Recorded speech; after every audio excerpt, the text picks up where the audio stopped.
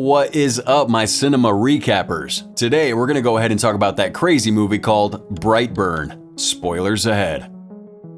Now, our story starts at 143 BREYER household, a large family home in a rural setting.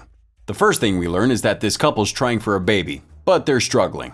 They're just getting intimate when the woman whose name is TORI moves away, having sensed something. She's asked by her husband KILE if he feels something. Well, he doesn't.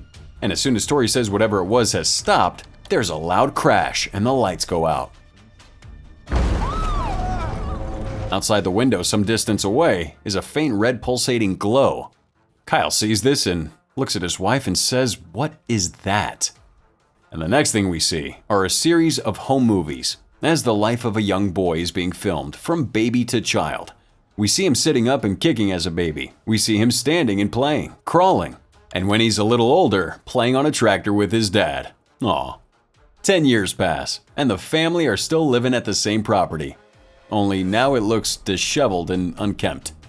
So TORI wanders the house looking for her child, who we learn is named Brandon. She goes into his room to tell him to get ready for school. Not finding him there, she begins to search the house, and eventually heads outside to the rusty barn. She's whistling as she's looking and waits for him to reply as he did before. She hears his second whistle and proceeds to walk further into the barn.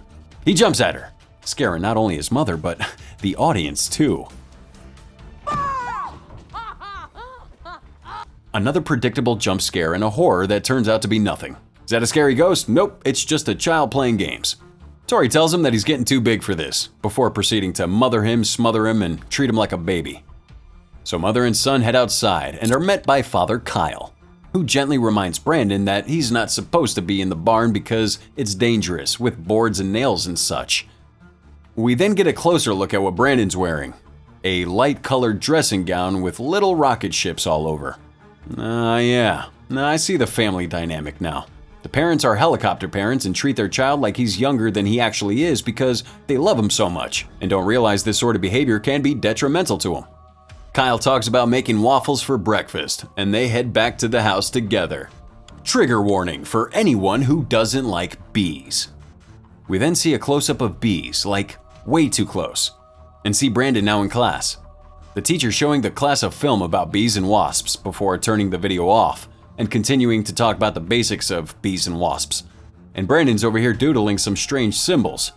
And the teacher asks if anyone knows the difference between bees and wasps. And no one knows, presumably because no one was listening.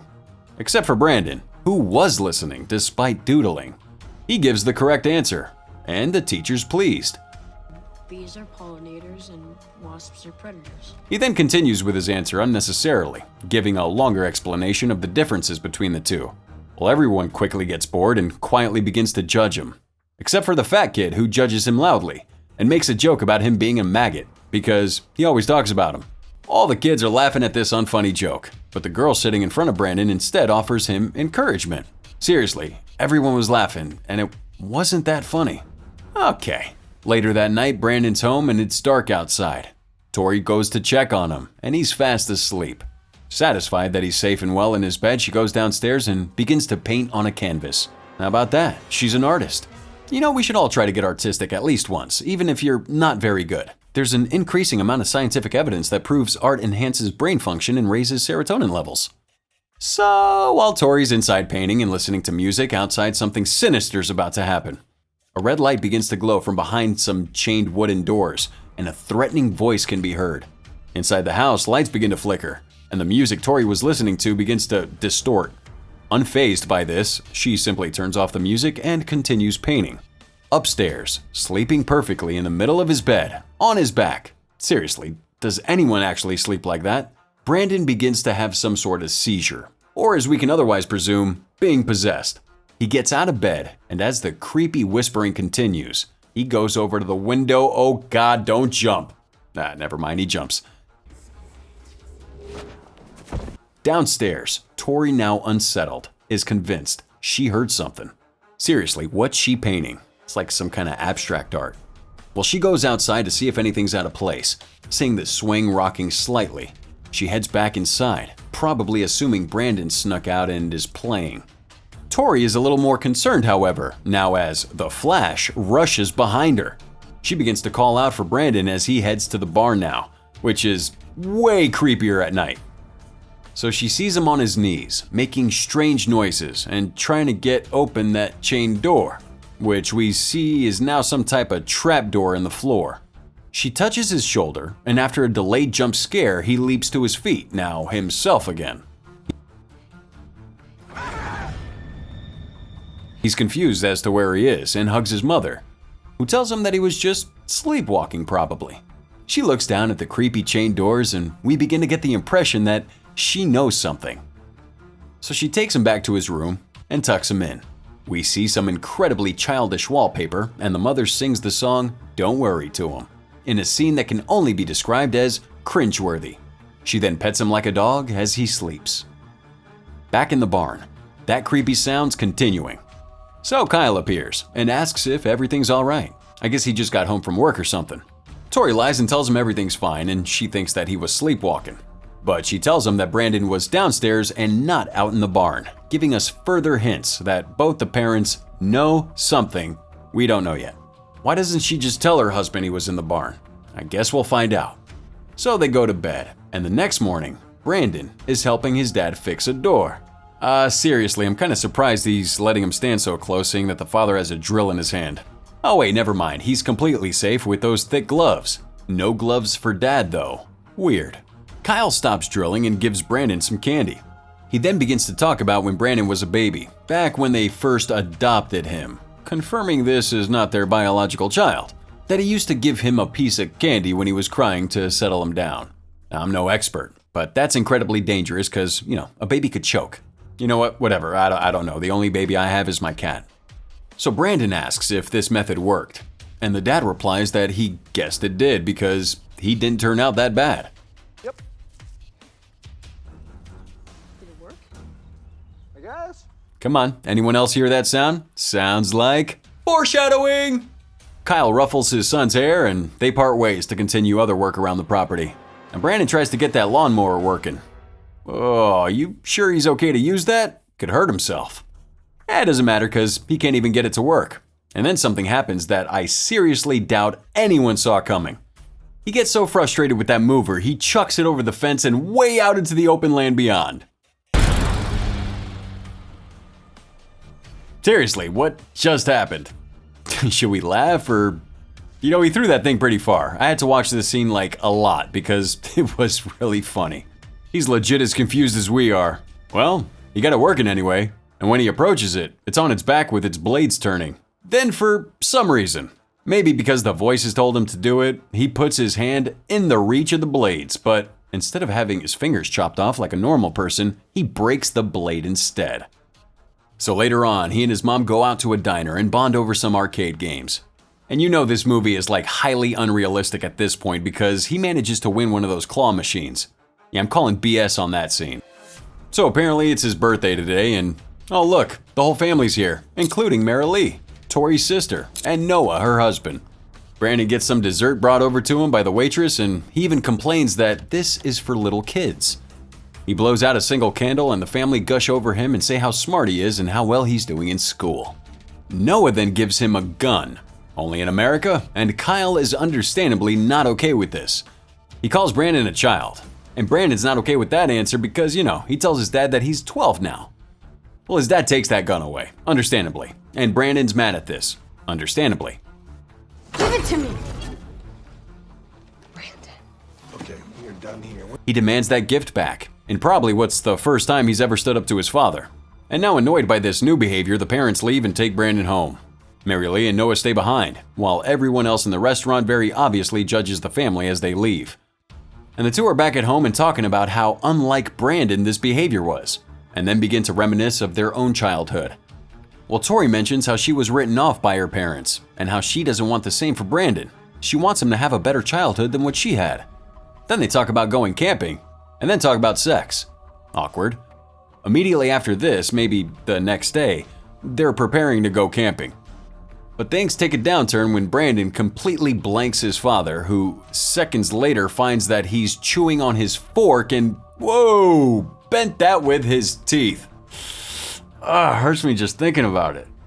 Concerned by this, understandably, Kyle goes up to find Tori, who's going through Brandon's room.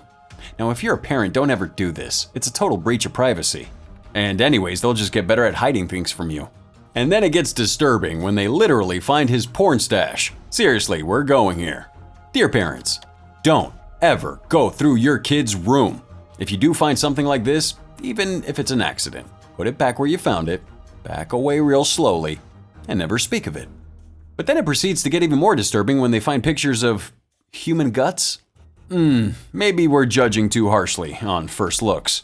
Maybe he's just interested and wants to become a doctor one day. I still prefer the porn stash. Yeah. Well, Tori and Kyle want to have the talk with him. And we all know what that means. So the family go out camping and son and father go out hunting alone together. It gets even more awkward somehow. Skip. Tori wakes up and finds Brandon missing. Now elsewhere, Brandon's crush is being haunted by her laptop. Yeah, that'll show it. You put those books on top. She cries for her mom, who rushes into the room, hugging her daughter briefly before going over to investigate the open windows and finds no one there. Now the girl insists she saw someone there, and when her mother asks who, the girl replies, Brandon BREYER. Weirdly specific, but okay. I mean, are you super sure? It was really dark.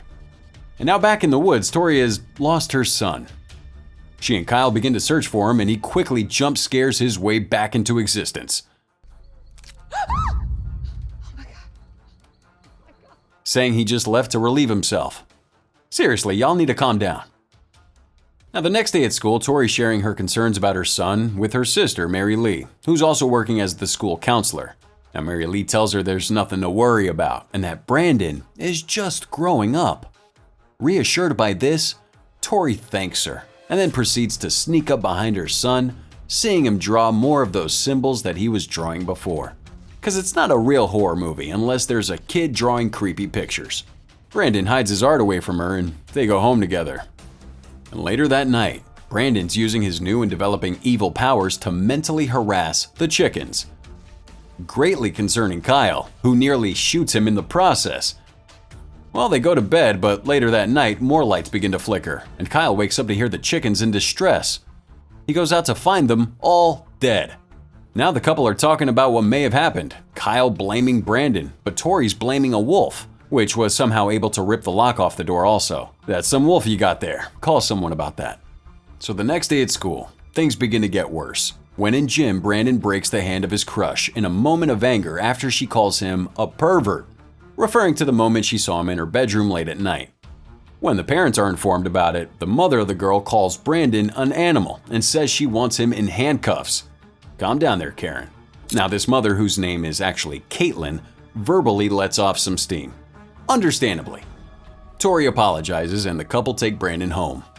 Now later that night, the parents have some sinister talk about Brandon, saying that he's never hurt himself before, never bled or broken a bone, which every kid does from time to time. Hey, you know kids are reckless. And not knowing what else to do, Tori consults Google. Meanwhile, Brandon hears more voices and heads back outside in the pouring rain to that trap door. He works at those chains again and this time is able to break them with his bare hands. Well, Tori sees the glowing red from inside the house and runs out to the barn to find Brandon consumed in red light, levitating in the air and speaking the words, take the, over and over again.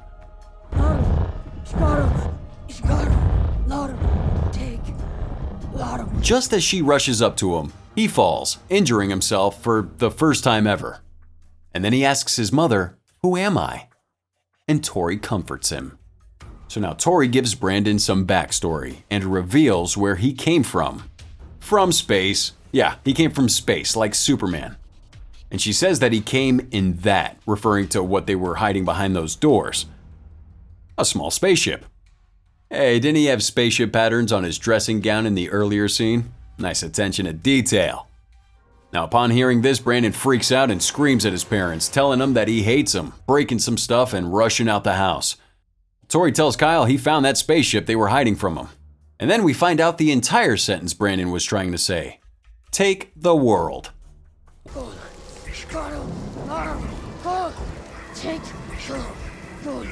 Well, his eyes turn red and he goes Super Saiyan. Now things are really getting interesting. And pumped up now, he visits his crush. Yep, didn't expect that. With her now broken hand, she's visibly terrified of him. And he talks briefly to her before vanishing in the blink of an eye. Cut to that diner we saw earlier. The waitress sees Brandon's creepy symbols drawn like all over the windows. A light overhead breaks and she gets glass right in her eyeball. A trigger warning for anyone who's squeamish or doesn't like blood. You might want to look away at this part. Stumbling around in pain and confused, swinging a bat around before running away to hide in the freezer, locking herself in. But Brandon uses his Superman skills to cut the door in half before attacking her. And now the next morning, Brandon is creepily calm and his parents are on edge. Understandably. And back at the diner, detectives look around the crime scene and one of the markings on the window are found. It's briefly mentioned that the waitress is in fact still alive. So now in school, Brandon begins his first session of counseling. A little awkward since the counselor is his aunt, and he calls himself Special and also Superior. Major red flags. Later that night, when she goes home, Mary Lee begins to get haunted by Brandon. First with flickering lights, then with her alarm system telling her that there's motion detected in the backyard.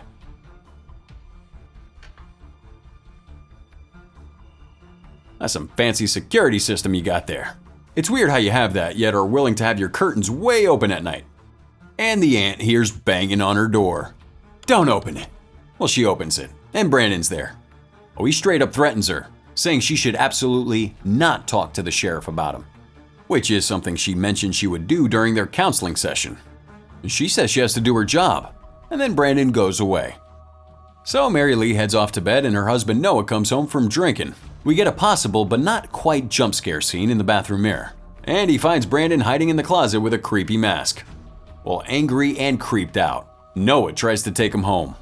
Brandon calmly suggests that he should not tell his parents about this, before putting that mask back on and using his powers to throw Noah against the garage door. So Noah's frightened, trying to drive away, not sure where he's going, but he doesn't really get far because Brandon breaks his car. And then Brandon does some creepy floating stuff in the middle of the road before using his powers to lift that car and tip it over.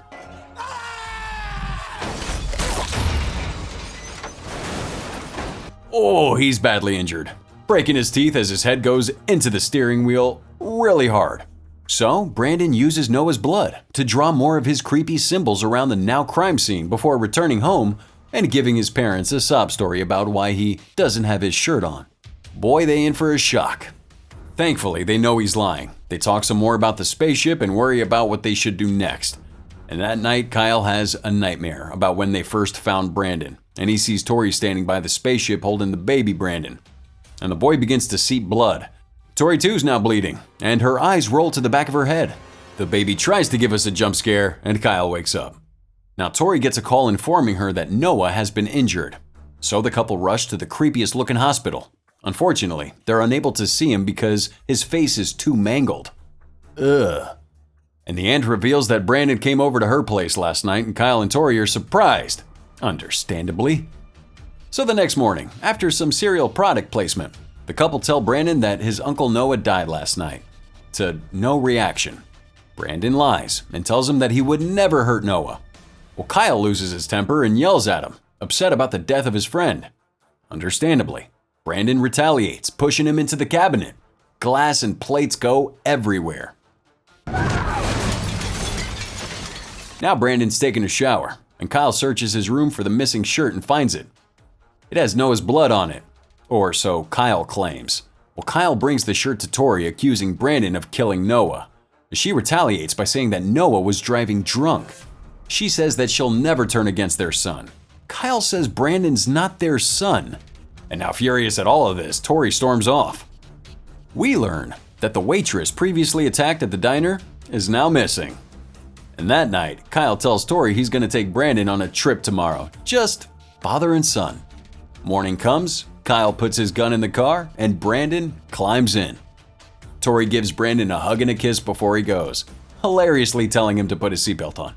And the two leave together, eventually reaching the woods to start hunting. While at home, Tori draws a cow. It's pretty good, actually. Now the detective arrives at the house and confronts Tori about the symbol he found. mentioning that perhaps it's two B's, and perhaps it stands for Brandon Breyer. Well, she says she's never seen these markings before, and then he leaves. The mother rushes up to his room, in another display of invasion of privacy, and is shocked to find his sketchbook of scary pictures, thus confirming without a shadow of a doubt that it was him all along. And now we have Kyle trying to kill his son by look away, shooting him in the head. Brandon is completely unscathed by this, but emotionally is deeply hurt. So Brandon rushes home with his superpowers and grabs his cape mask. He then proceeds to murder his father by blasting his eyes out. Well, that escalated quickly.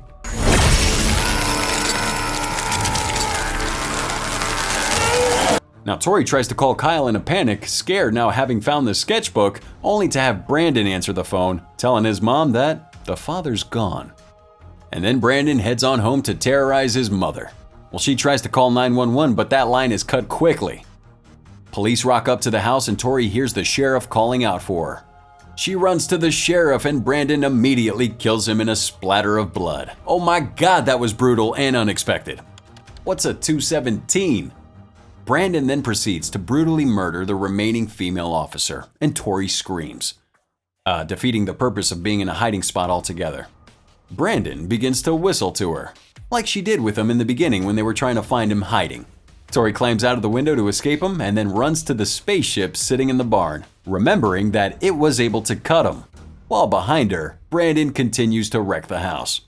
So she finds the ship, which begins to glow red, and we see pinned to the wall the body of the waitress.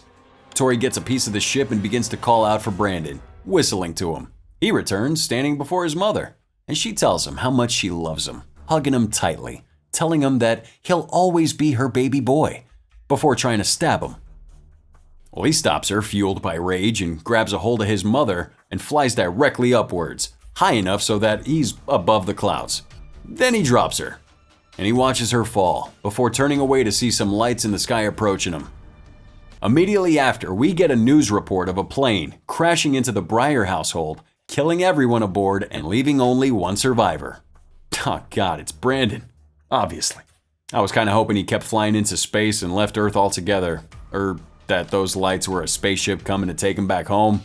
I don't know. And now, I'm looking forward to the sequel.